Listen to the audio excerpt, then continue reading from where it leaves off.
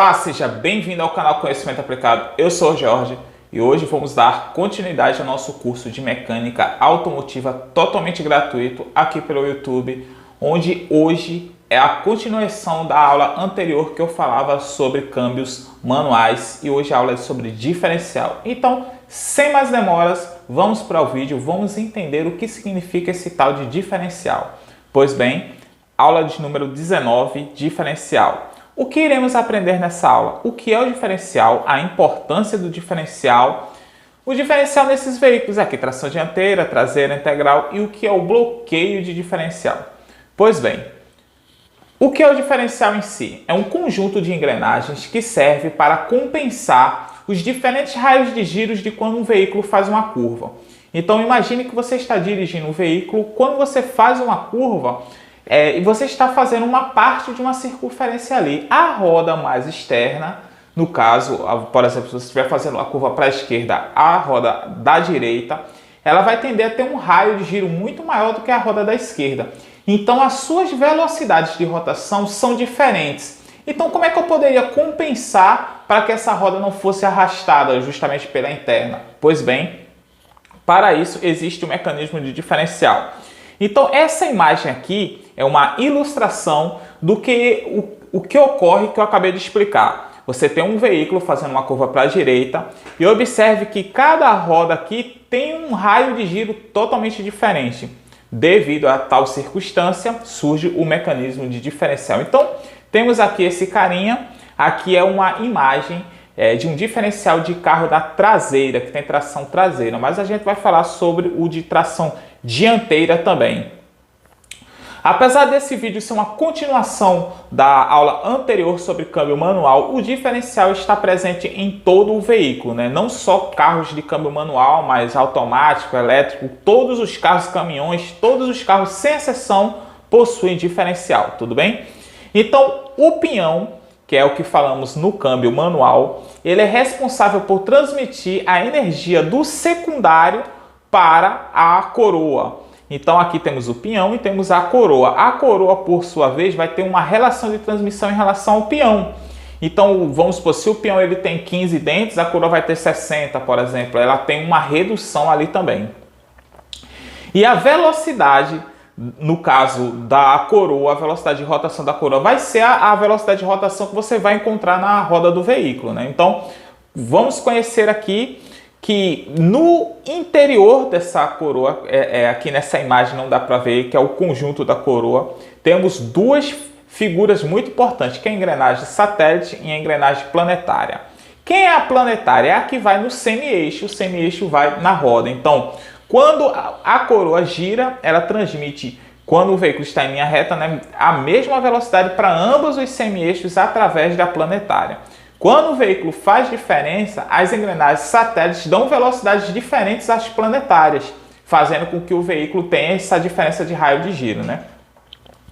Então aqui, ó, pinhão, coroa, a planetária é essa ligada ao semi-eixo, a satélite é essa pequenininha aqui em cima, que você vê ligada à coroa, e os semi-eixos são os que vão na roda. Essa imagem agora vai ficar muito mais fácil o entendimento. Então, observe que também é um veículo de tração traseira, e o cardan, que é o que transmite a energia do secundário até a coroa, né, até o pinhão e por sua vez a coroa, mostra aqui. Então aqui dentro desse conjunto aqui é onde tem a engrenagem satélite e a planetária, tudo bem?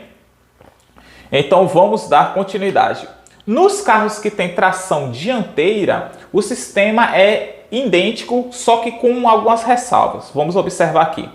Esse caixa de marcha da esquerda são para motores que têm o sentido longitudinal. Então, como eu já tinha explicado em aulas anteriores desse mesmo curso, existem motores que têm o sentido longitudinal. Que motores são esses? Motores em V, motores da Volkswagen antigo, BMW, Mercedes-Benz, todos esses motores são sentido longitudinal, né?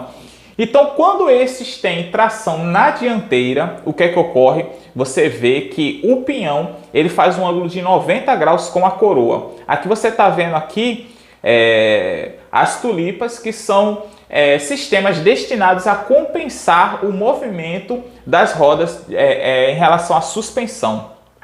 E na direita aqui, nós vemos que a coroa, em relação ao peão, não forma ângulo de 90 graus, forma um ângulo reto, direto, um ângulo direto. E você também consegue ver aqui as tulipas, né? Então, essa é a principal diferença entre motor no sentido longitudinal e no sentido transversal. Tem essa diferença aqui, mas o funcionamento deles é o mesmo, basicamente o mesmo. Dentro desse conjunto da coroa aqui, você vai encontrar também a planetária e vai encontrar também a satélite, tudo bem? Então, vamos dar continuidade aqui. Nos veículos que tem tração traseira unicamente, por exemplo, aqui temos um câmbio de tração traseira, você vê que você já tem direto a saída do secundário, onde vai o eixo do cardão aqui. O eixo cardão é esse eixo aqui, que você pode ter visto já alguma vez embaixo dos caminhões, aquele eixo lá girando. Pois bem, esse é o famoso eixo cardão. E você vê que não existe a tulipa aqui, não existe nenhuma saída de transmissão à esquerda aqui, somente uma saída de transmissão no final do câmbio. Enquanto no câmbio que tem tração na dianteira, você encontra a figura da tulipa, para compensar a mesma situação na tração traseira, você encontra a figura aqui da cruzeta, que é essa peça aqui no meio. Essas duas peças, bem como a junta homocinética, pivô e outros mecanismos de compensação da suspensão, eu vou falar futuramente, quando eu for falar das aulas de suspensão. Bem, aqui o intuito é unicamente falar sobre o diferencial. Então você observa que na relação de tração traseira, o diferencial ele fica atrás. Você não encontra nenhum mecanismo de diferencial na frente, né? Contudo, observamos aqui que os veículos que são 4x4, eles têm uma característica bem diferente. Você vê que tem a saída da tração na traseira. Observe que temos todo o conjunto aqui, nessa vista explodida aqui, né, em corte, na verdade, desse câmbio de tração integral. Então, observe que tem a saída aqui do cardan, mas esse eixo aqui, observe que temos um eixo aqui, ele transmite da saída do secundário lá no final do cardan para esse diferencial aqui. Então, ele possui dois diferenciais. Um diferencial que fica lá atrás, lá na traseira do veículo, igual aos veículos de tração traseira normal, e um diferencial na frente, como os câmbios que têm motores longitudinais, né? Então ele tem também um diferencial na frente. E a relação de dentes, a mesma quantidade de dentes que tem nesse diferencial na dianteira, vai ter que ter na traseira para evitar a quebra do câmbio, né? O arrastar das rodas. Então essa aqui é a curiosidade. Contudo, por mais que o veículo esteja tração integral, não significa que ele não está livre de atolar. O diferencial ele tem uma pequena particularidade, que é o seguinte: se você elevar uma das rodas, o veículo ele não consegue sair. Tem que ambas as rodas estarem no chão para que haja esse movimento relativo entre as engrenagens planetárias, né? Então, o que é que ocorre? Então, isso seria inviável para um veículo 4x4, né? Porque ele poderia atolar, uma vez que se uma das rodas atolasse, ele perderia a tração. Então, para isso, existe um sistema de bloqueio de diferencial. Então, aqui nós temos a imagem que ilustra terrenos acidentados, onde pode ocorrer isso, né? Areia, lama, onde você pode perder a tração dessas rodas aqui.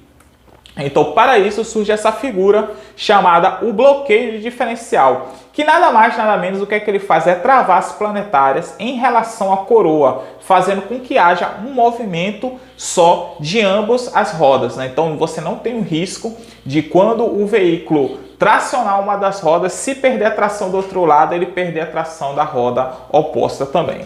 Só que tem um problema, né? Para você ver que nada é de graça. Senão a pessoa vai dizer, então deixar o bloqueio de diferencial ligado o tempo todo. Não. Porque se você bloqueia o diferencial, como ambas as rodas vão girar em sincronismo, se você fizer uma curva com o veículo, essa que está mais externa vai tender a arrastar e vai quebrar o diferencial, o câmbio. Então, você só deve usar o bloqueio de diferencial quando as rodas estiverem perfeitamente retas. Se você ligar o bloqueio de diferencial quando o carro estiver fazendo curva, ele vai arrastar uma das rodas e vai quebrar.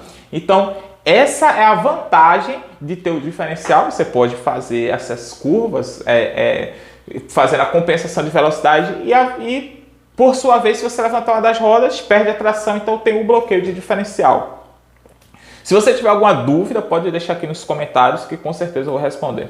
Então, se você gostou, não esqueça de se inscrever no canal e comente se você tem alguma dúvida ou sugestão. E não esquece de deixar aquele like que fortalece bastante o canal. Compartilhe para os seus amigos que queiram aprender o mesmo conteúdo que você.